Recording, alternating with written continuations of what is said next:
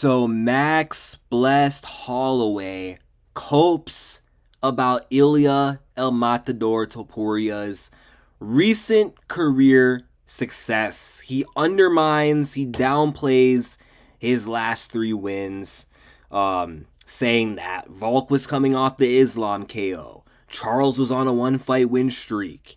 And then I don't know, what's the excuse for himself? I know the common excuse that people like to make is, oh, well, he drained himself cutting back to 145. But there's there's more of a quote here from Home of the Fight that I guess further says what Holloway was saying. Like, people just look at the names. Volk was coming off what he did. Oliveira was on a one fight win streak. I mean, I guess there's probably better context on like Shaq MMA's interview. I haven't really watched it. I'll probably watch it like later, but I don't know, man. Max Holloway, I'm a Max Holloway fanboy. I'm a Max Holloway stan, but as you know, even if I can be biased sometimes, I can't always get behind things that, my favorite fighters are saying. And Holloway, he just sounds bitter. He sounds bitter. But I mean, I don't know. Like, Holloway, his points here just seem very, like, null and, like, pointless. I use the word point twice. But it's like, come on. Okay, so Volk was coming off the Islam KO. Charles was coming off a one-fight win streak. What difference does that make in the case of Charles Oliveira? Whether Oliveira was on a two-fight win streak, a three-fight win streak, a four-fight win streak, it does not matter. Topuria was always going to put Charles Oliveira's lights out. It's not about how many wins Oliveira was coming off of. It's about the style and it's about the matchup. And Ilia Topuria is tailor-made to beat up on a guy like Charles Oliveira, who's got careless defense, reckless pressure. He walked right into Ilia's trap and he asked to get put to sleep. With the way he fights, he was bound to get knocked the fuck out by Ilia Topuria. So there's no excuses there, okay? It's not like you could say, well, Oliveira was coming off a knockout loss and wasn't the same. Okay, so he had a split decision loss to Arman Tsarukyan where he took a bit of damage from ground and pound, but other than that, kind of got laid on. Okay, then had a dominant performance over Michael Chandler. He could have been coming off two wins, let's be real. Like, if Arman Tsarukyan's shorts didn't slip off, Oliveira's completing that guillotine, and he has a win over Arman and Michael Chandler. But if he beat Arman, I don't even think he would be fighting Chandler. I think he would have been rematching Islam Makhachev. Now, in terms of Volkanovski, as far as Volkanovski goes, I can kind of get that argument. And a lot of people do seem to get behind that claim or that cope that he only got knocked out by Ilia because he was coming off the Islam KO and he didn't take time off. That I can kind of get. But the thing is, I just think that Ilia Topuria, regardless of whether Volk was coming off that Islam knockout loss or not, even if he didn't take the short notice Islam fight, and let's say he was coming off the Yair Rodriguez domination, and he hadn't had a fight between July 2023 and February 2024, I still think Ilia Topuria was putting Volkanovski out cold. Because like I said, it's about the styles and it's about the matchup. Now, yes, timing and chance can factor into how matchups will play out. It can definitely pay dividends to certain fight outcomes. But when you got a guy like Ilia Topuria, with the boxing that he has, with the power that he has, the fact that he matches Volkanovski's short stature, the fact that he's better than Volkanovski in the pocket, the fact that he can even get inside the pocket with Volk because he's not taller than him. Like with guys like Holloway, Ortega, it's awkward for them to fight Volk, even Diego Lopez, because they're taller, but being taller than Volkanovski is kind of a disadvantage, because Volk knows how to weaponize being shorter than his opponents. But when he has a guy in front of him like Ilia who's just as short as him, just as stocky and more powerful, it's almost a recipe for disaster.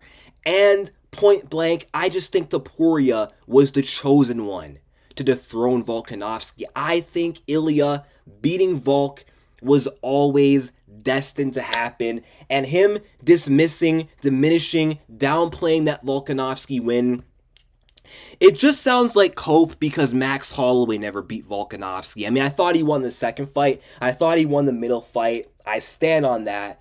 But it doesn't matter. The record books show Volkanovski beat Max 3-0. So, of course, when Max Holloway sees Ilia Topuria do in one attempt what Max couldn't do in three, Max, of course, gets bitter, insecure, has to compare himself, and has to make some kind of excuse like, well, he only did what I couldn't do because Volk didn't take time off from the KO and was concussed. There's no way he could have beat Volkanovski at his absolute best. Now, I don't really think Volk was at his best, but it doesn't really matter. The point still stands. And that's usually what fighters do. Whenever a fighter has a loss to somebody, they always pick the fighter that beat them to make themselves look good. Like, hey, if I couldn't beat that person, but they go on to beat the next guy, well, then it doesn't make me look bad. So when he sees Ilia do what he couldn't do, it kind of does look like a bad look on a guy like Max Blessed Holloway. But okay, you give excuses for Volk as to why he lost. You give excuses for Charles as to why he lost. What about you, Max Holloway? What's your excuse? Is it because you drained yourself cutting back down to 145 after doing all this work to bulk up to 55? Because Max, you were coming off 3 straight wins. A decision win against Arnold Allen, which wasn't your most impressive performance.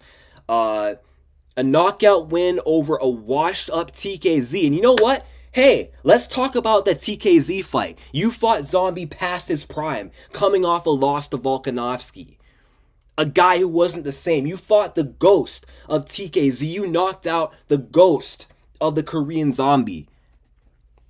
How is that for an excuse? But whatever. Okay, then the Justin Gaethje fight. You were coming off one of your best career performances against one of the most dangerous stylistic matchups. You defied all odds. You dominated him for 5 rounds. You knocked him out at the buzzer. Okay?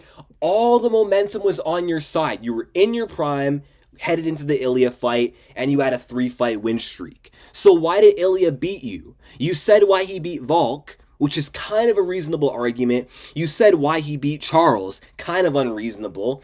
So why did he beat you? Now, maybe he explains it in the full interview. I might have to watch it, but I don't know. Maybe what Max Holloway's doing here is because now that Ilia Topuria is the champion of 155, this could be Max Holloway's way of trying to talk his way into a rematch with Topuria, because he knows if he beats Dustin Poirier, he's right there in the mix. He'll be coming off 2 straight wins in the lightweight division, Justin Gaethje and Dustin Poirier, right?